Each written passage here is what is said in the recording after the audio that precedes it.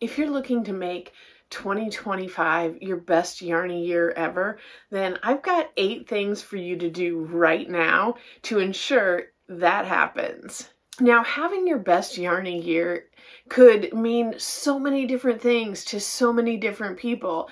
So it just all depends on what your goals are. And this video is not going to be a goal setting video. This is some like tangible physical things you can do right now to set yourself up just to make things easier and be able to jump into the new year really strong. So the very first thing that I would encourage you to do to start out 2025 just on a great start, I kind of hate to say this, but start a yuck bucket or like a yuck box. So what I mean by that is I want you to just go to, like, if you keep your yarn in a tote or on a shelf or whatever, and just grab a little, like a little tote or a box or a bag, like anything like that.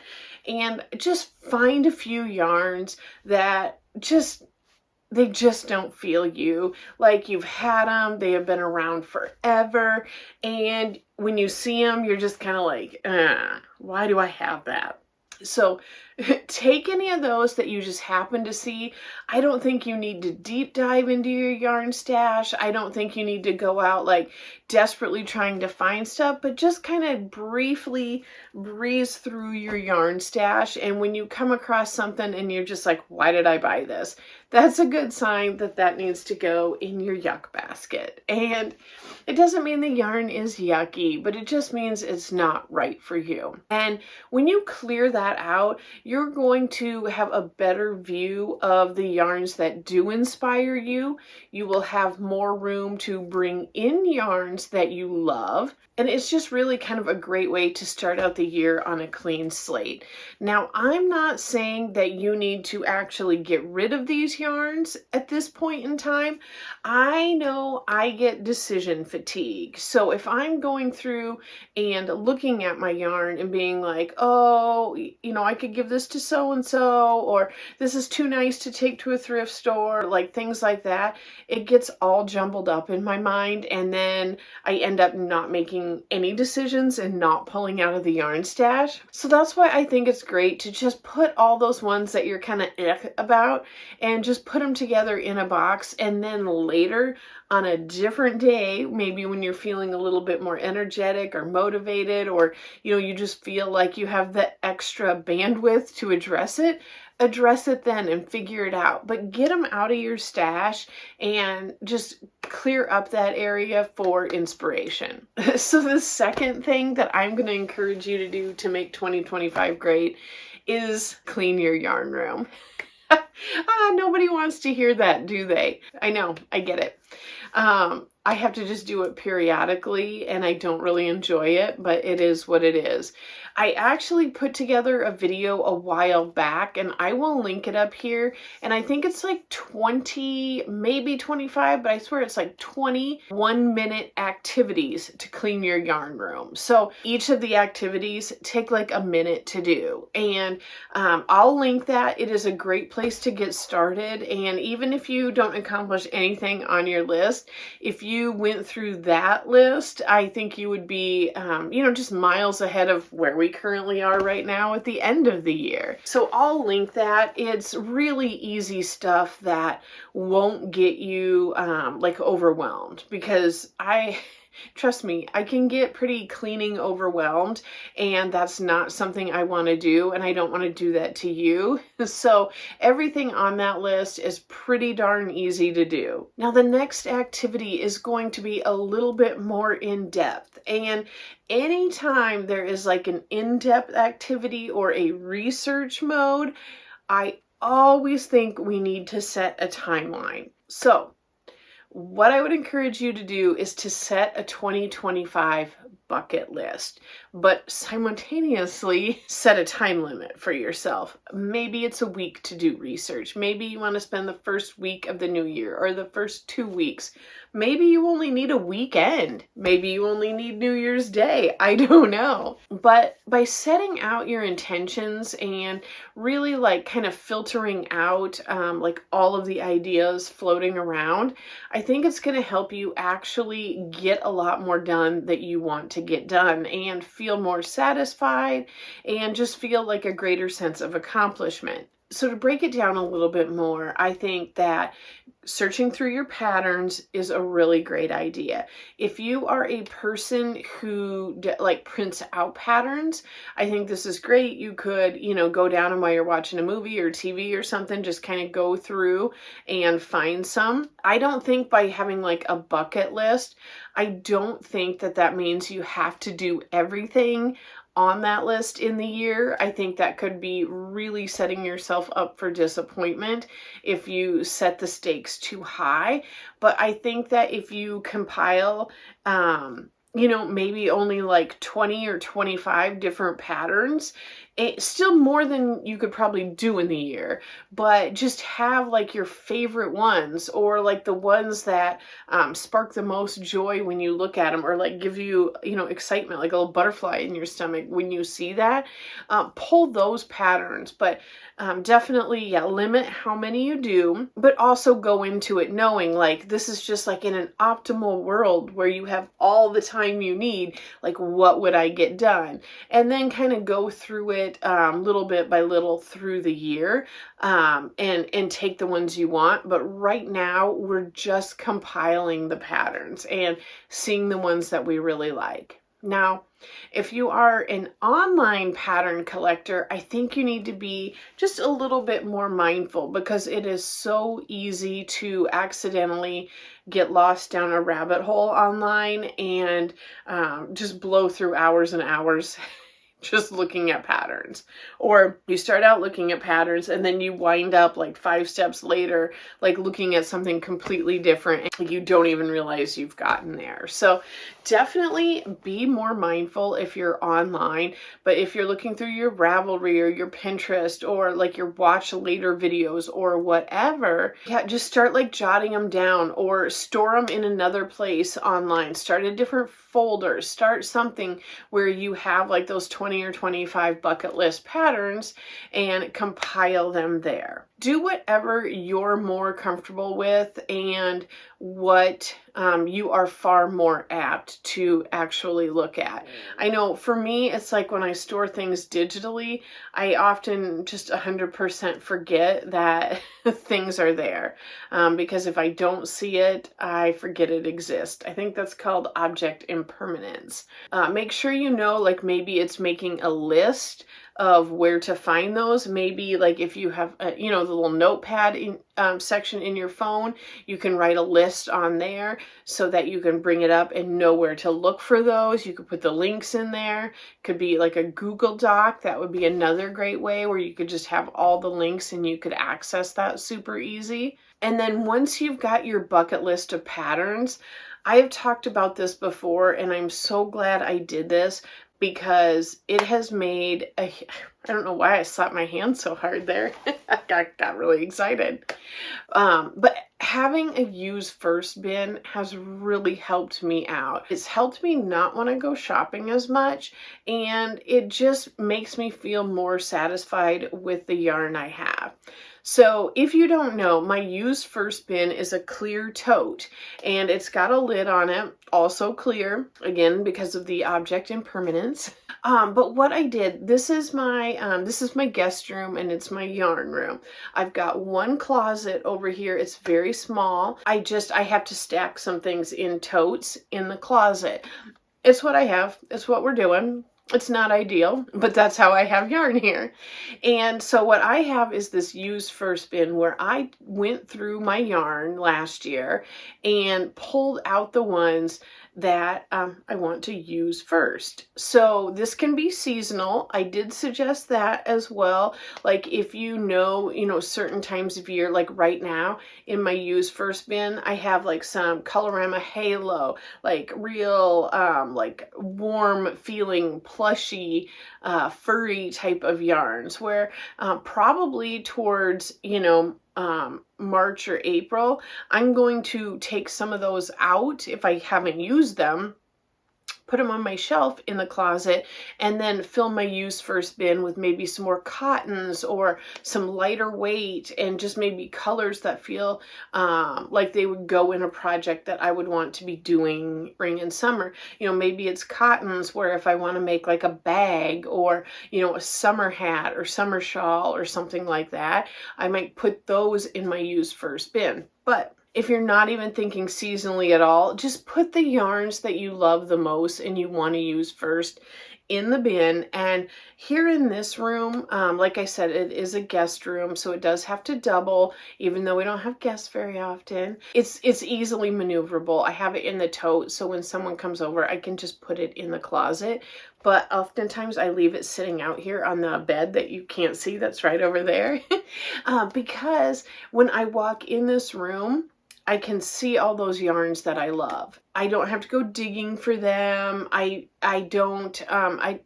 see them and I acknowledge them right away. And like I said, it just helps me feel a little bit more satisfied. But when you can combine those two, so you've got all your bucket list patterns and your bucket list yarns all compiled together, you are going to start out 2025 just like raring to go. Like you're going to have those things that you need right there, which brings us into the next section, which would be a little bit of inventorying your supplies. So when you're looking through those bucket list patterns, are there things on there that you don't have? Like, do you need, different size hooks or needles? That's a reasonable thing. Just one of these patterns maybe call for something that, a yarn you don't have, or a yarn that you don't have a good substitute for. In my case, for my kind of bucket list of supplies, I'm still working on gathering some yarn dyeing supplies. And I've gotten more as far as my yarn spinning supplies go, because it's pretty easy. I will have a video coming out shortly on where you can get some budget supplies too if you are interested in that. But I'm really just kind of going over and saying, do I need anything?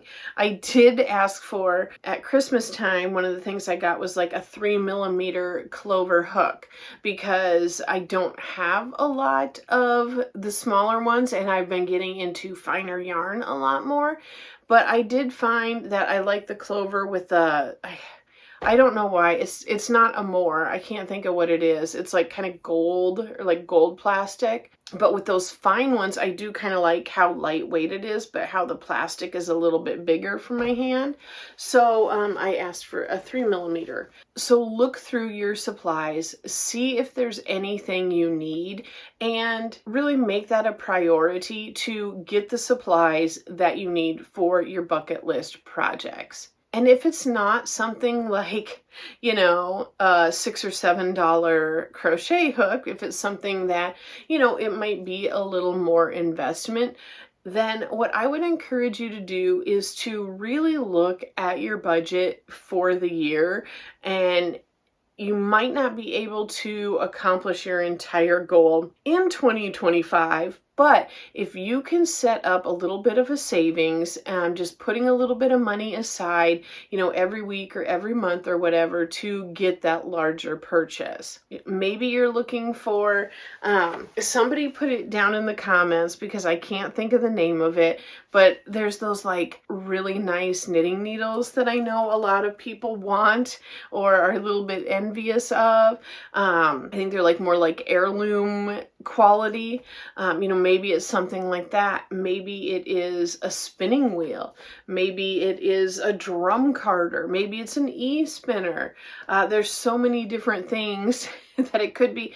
Maybe it is just like some real nice investment yarn, that you need 4 hanks of, except the yarn is like $40 a hank, and you don't want to just go out and buy that.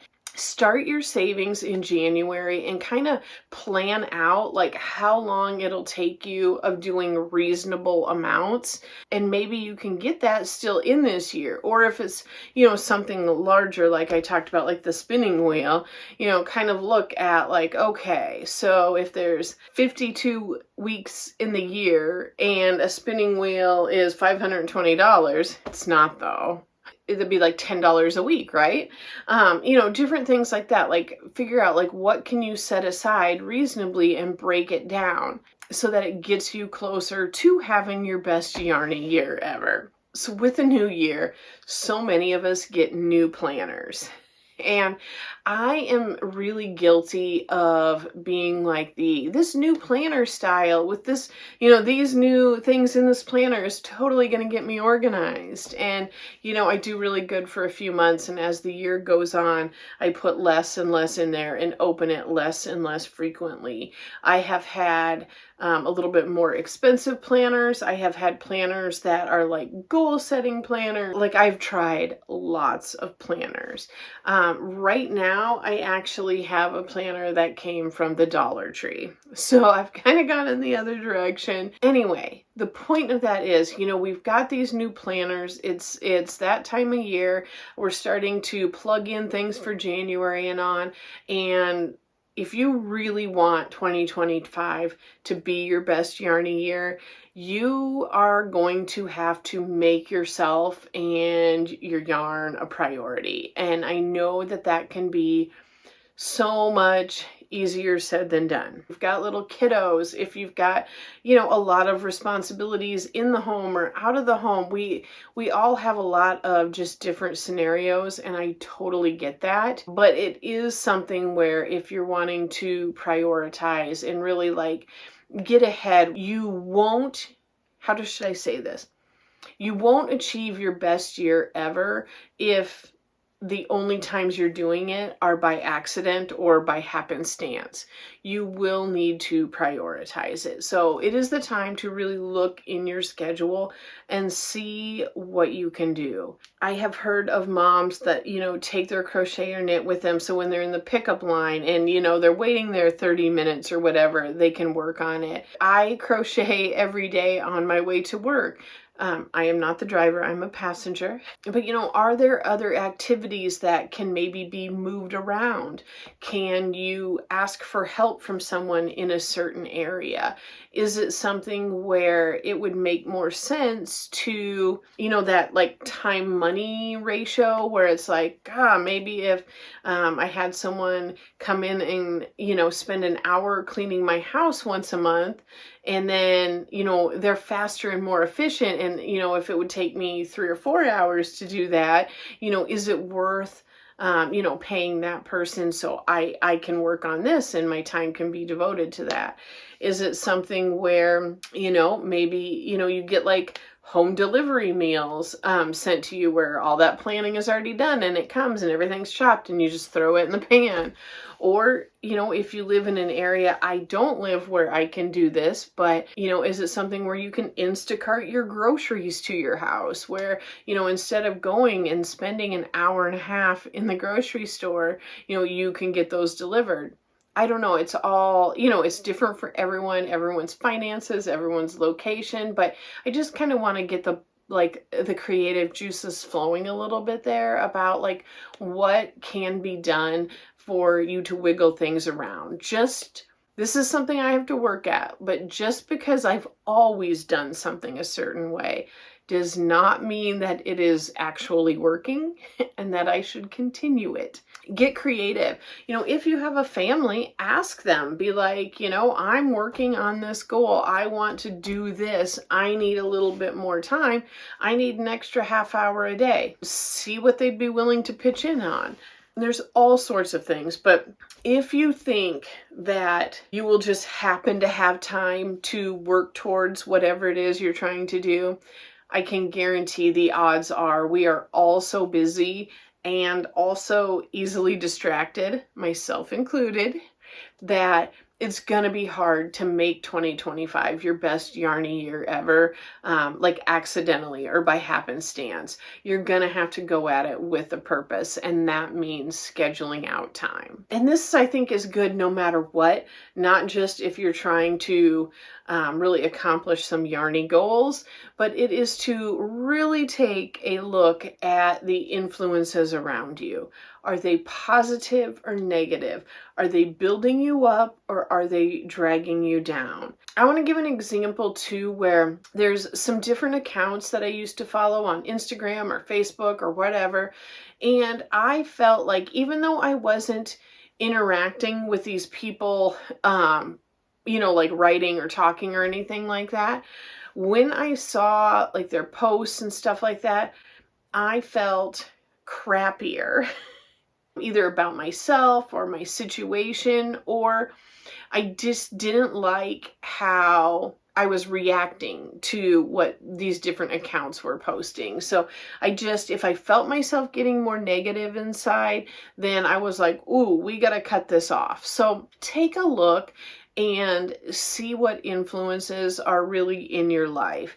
I know online influence is 100% easier to alter and change than people we know, but it is something where, if you have a person in your life who does cause a lot of stress or anxiety or just turmoil, that is something where now is a good time to really set a boundary and limit your time with that person, limit your interactions, and increase the positive influences in your life. So obviously it's a lot harder in like day-to-day real life to just like find someone that inspires you and strike up a friendship. Like that would be like super weird, Start online. Start following accounts that, aren't even in like the yarn niche.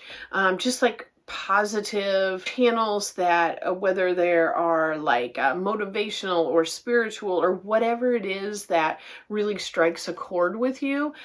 But I find that by listening to different types of influences like that, it helps me so much more in this area, be more creative, be more open-minded, be willing to take a risk, to not be so afraid of failure, because I have all these other voices telling me that it is necessary to do those things if you want to grow, and it is positive, and even when you fail, it's still okay. Make a point of finding those influences that really build you up and encourage you to keep going when things are getting tough and you want to quit, or it's not going your way and you're super frustrated. Find those positive influences and take a step back from the ones that are a little more destructive in your life. And then the very last thing to help you have the best Yarny year ever is going to be to look for events in your area. And in your area, I use lightly because for me, I'm going to have to drive an hour and a half to 2 hours to get to anything of any Yarny significance. But I think it's important to expose yourself to other people and other people's skills and see what else is out there in our niche and what events are there. Is there a fiber fest? Is there, anything that you can go to? I don't mean like just to spend money, like that's not what I mean at all, but just to network with other people that have the same or similar or bigger goals than you have, and meet them and get inspired. Find out the different fibers they like to use. Find out the different tools they like to use, and really try to immerse yourself in those things and just get more exposure to things in your craft. And that one, like I said, can be tough. If you live in a bigger city, it's going to be a lot easier for you, and there's probably going to be things happening more often than for someone like me who does live pretty rurally. But see if there's anything local that you can plan on attending. So real quick, just to reiterate, the very first thing you can do right now is start that yuck box of the yarns that just aren't suiting you. Next, watch my video on cleaning up your yarn room. It's got like 20 1-minute activities that you can just blow through. Start your bucket list. So projects and yarns. Do an inventory to see if there's any tools or supplies you need to reach your goals. And if you are missing some of those things, look at your budget and just make a simple strategy on how much you can save to acquire those things.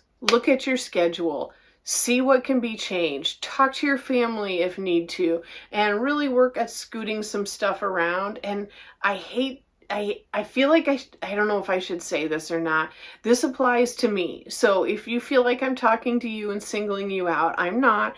I'm saying it about myself. But like, I do know that there is times when I am just goofing off and literally can waste an hour or two just scrolling reels on Instagram. So if I were to stop myself and pick up my crochet instead, I know that I could get a lot more done and feel a lot more accomplished and really get my skills better. So take that part with a grain of salt if that applies to you or not, but look at your schedule and see what you can do and schedule out time for your craft. Take a look at those influences, use a critical eye and see who's helping you and see who's hindering you, and just make some small steps to, kind of work with that and see what can be changed, just tweaked a little bit to bring a little more positivity and a little less negativity.